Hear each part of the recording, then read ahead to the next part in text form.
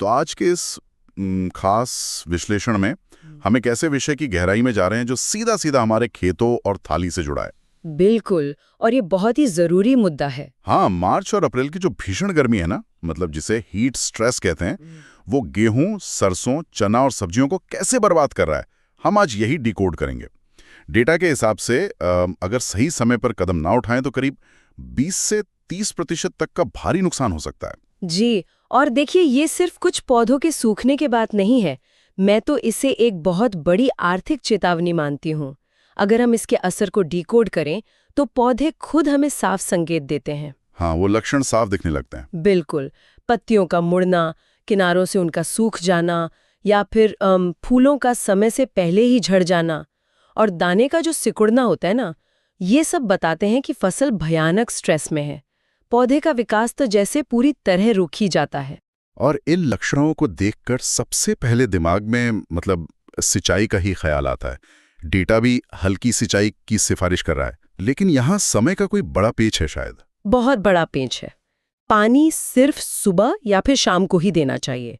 दोपहर की जो चिलचिलाती धूप होती है ना, उसमें पानी देना पूरी तरह वर्जित है। दोपहर में तो शायद पानी उबलने जैसी स्थिति बन जाती होगी। बिल्कुल सही कहा आपने। इसका विज्ञान बड़ा दिलचस्प है। सुबह या शाम को हल्की सिंचाई से क्या होता है कि नमी जड़ों को ठंडा रखती है।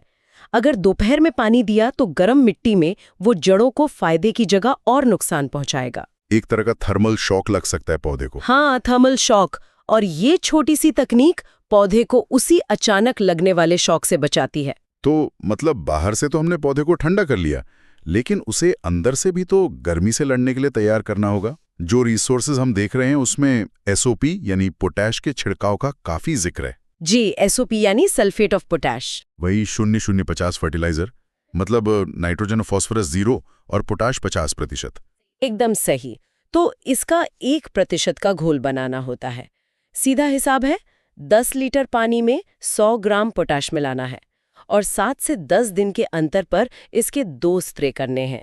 इससे हीट टॉलरेंस या गर्मी सहने की क्षमता बढ़ जाती है ना? हाँ, क्योंकि पोटाश असल में पौधे के भीतर पानी के संतुलन को कंट्रोल करता है, जिससे वो इतनी भयंकर गर्मी में भी अपना काम आराम से कर पाता है। और सिर्फ पोटाश ही नहीं, मैंने पढ़ा है कि माइक्रोन्यूट्रिएंट्स का भी बहुत बड़ा रोल है यहाँ, खासतौर पर जिंक और बोरॉन का। जी बिल्कुल। जब गर्मी से फूल झड़ने लगते हैं ना, तो ये न्यूट्रिएंट्स सीधे ग्रेन फिलिंग या दाना भराव सबको सपोर्ट करते हैं। मतलब फूल बचे रहेंगे तो दाना अच्छा बनेगा? हाँ, क्योंकि जिंक और बोरॉन का हल्का छिड़काव उन एंजाइम्स को एक्टिवेट कर देता है जो फूलों को सुरक्षित रखते हैं। तो इस नाजुक समय में पैदावार गिरने से बच जाती है। ये तो बात हुई अनाज की। अगर सब्जियों की तरफ देखें तो वहाँ नमी मचाना अलग ही चुनौती है। वहाँ मल्चिंग का कॉन्सेप्ट काफ़ी कारगर नजर आता है। क्यारियों में भूसा या प्लास्टिक मल्च बिछाने से काफ़ी फायदा बताया गया है। मल्चिंग से क्या होता है कि मिट्टी की नमी सीधे भाप बनकर नहीं उड़ती, और सबसे बड़ा फायदा है कि मिट्टी का तापमान कंट्रोल में रहता है। एक तरह की ढाल बन जाती है। बिल्कुल, एक प्रोटेक्टिव लेयर जो सूरज की सीधी किरणों को मिट्टी तक जाने से रोकती है। तो जड़ों के आसपास का जो माइक्रो क्लाइमेट है वो ठंडा बना रहता है। और आखिर में एक और जो तरीका सामने आ रहा है वो है बायोस्टिमुलेंट्स या सीवीड एक्सट्रैक्ट का इस्तेमाल। हाँ, समुद्री घास का अर्क। इसका प्रति लीटर पानी में 2 से 3 मिलीलीटर का घोल बनाकर स्प्रे करते हैं। इससे तो शायद पौधे का अपना डिफेंस सिस्टम ट्रिगर होता है। जी, ये सीधे तौर पर पौधे का स्ट्रेस कम करते हैं। एक बायोलॉजिकल सपोर्ट मिलता है जिससे कोशिकाएं चरम स्थितियों से लड़ पाती हैं और पौधा भीषण गर्मी में भी हरा भरा रहता है।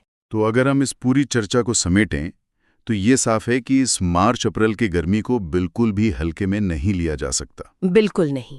अगर हम प्रोएक्टिव रहेंगे, ये 5 उपाय अपनाएंगे, तो उस 20-30% के नुकसान को टालना पूरी तरह मुमकिन है। सही रणनीति और सही समय ही सफलता की चाबी है। खैर, जाते जाते एक विचार जो सोचने पर मजबूर करता है वो ये कि जब छोटे छोटे पौधे पोटाश और सीवीड जैसे साधारण उपायों से इतने चरम तापमान को झेलना सीख सकते हैं, तो क्या खेती के ये छोटे बदलाव भविष्य में तेजी से बदलते मौसम के बीच हमारी पूरी खाद्य सुरक्षा के लिए सबसे बड़ा हथियार बन सकते हैं? ये एक बड़ा सवाल है।